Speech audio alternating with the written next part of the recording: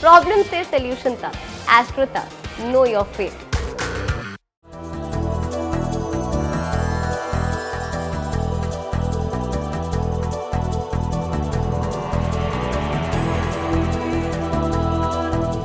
रामायण का सबसे सुंदर अध्याय है सुंदरकांड, जिसमें कपिश्वर की महागाथा दर्ज है, जिसमें भगवान रुद्र के अवतार का पराक्रम झलकता है। कोई कैसे भूल सकता है जब महाबली ने 100 योजन समंदर पार करके माता सीता का पता लगाया था। लंका में जाकर न सिर्फ रावण को चुनौती दी, बल्कि प्रभु श्री राम को त्रिलोक का स्वामी बताकर राक्षसों का मनोबल भी तोड़ दिया था।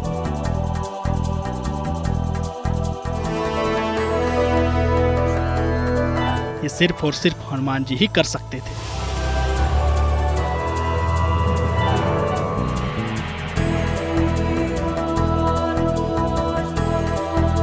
इसलिए दुनिया हर महासंकट के लिए सिर्फ बजरंगबली का ही सुमिरन करती है,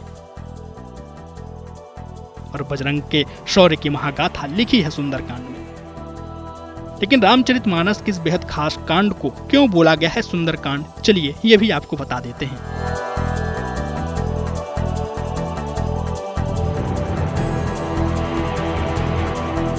जिस प्रकार अपनी शक्तियों को स्मरण करके, याद करके हनुमान जी ने बड़े बड़े कार्यों को संपादित किया था, उसी प्रकार सुंदरकांड का पाठ करने से व्यक्ति अपने अंदर की शक्ति को जान पाता है और किसी भी बड़े से दुर्लभ कार्य को करने में सक्षम होता है। निसंदेह उस कार्य को सफलतापूर्वक वह कर पाता है। जिस प्रकार हनुमान जी ने अपनी शक्तियों को जान करके और लंका में जाकर के माता जानकी जी का पता लगाया था, उसी प्रकार व्यक्ति अगर सुंदरकांड का पाठ करता है तो किसी भी कार्य को करने में सफल होता है। इस ऐड को स्किप करना तो बहुत मुश्किल है, पर लाइफ की प्रॉब्लम्स का सोल्यूशन ढूंढना आसान। प्रॉब्लम से सोल्यूशन तक, एस्ट्रो तक, नो योर फेट।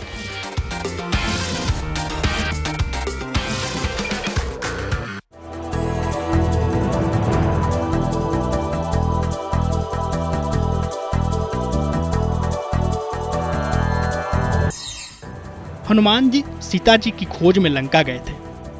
लंका त्रिकुटाचल पर्वत पर बसी हुई थी। त्रिकुटाचल पर्वत पर 3 पर्वत थे। पहला था सुबैल पर्वत, जिसके मैदान में युद्ध हुआ करता था। दूसरा नील पर्वत, जहां राक्षसों के लिए महल बने हुए थे। तीसरा पर्वत का नाम था सुंदर पर्वत, जहां अशोक वाटिका थी।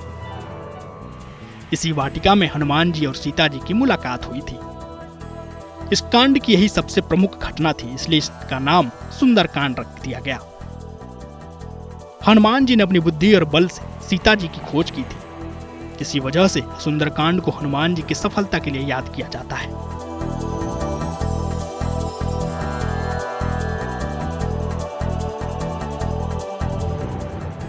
सुंदरकांड का पाठ किन किन दशाओं में विशेष फलदायी होता है, चलिए ये भी जान लीजिए। अगर जीवन में बाधाएं बढ़ती जा रही हो, शनि और मंगल के कारण संघर्ष बढ़ गया हो, अगर शत्रु और विरोधी समस्याएं पैदा करते जा रहे हो, अगर मुकदमे, दुर्घटना या शल्य चिकित्सा से परेशान हो,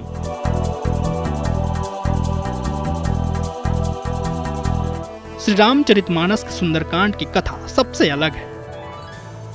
संपूर्ण रामचरितमानस भगवान श्री राम के गुणों और उनके पुरुषार्थ को तो दर्शाती है, लेकिन सुंदरकांड एकमात्र ऐसा अध्याय है जिसमें श्री राम के भक्त हनुमान जी की गाथा हुई है। लेकिन सुंदरकांड एकमात्र ऐसा अध्याय है जिसमें श्री राम के भक्त हनुमान की विजय गाथा है। मनोवैज्ञानिक नजरिए से देखा जाए तो यह आत्मविश्वास और इच्छा शक्ति बढ़ाने वाला कांड है। सुंदरकांड के पाठ से व्यक्ति को मानसिक शक्ति प्राप्त होती है। किसी भी कार्य को पूर्ण करने के लिए आत्मविश्वास मिलता है।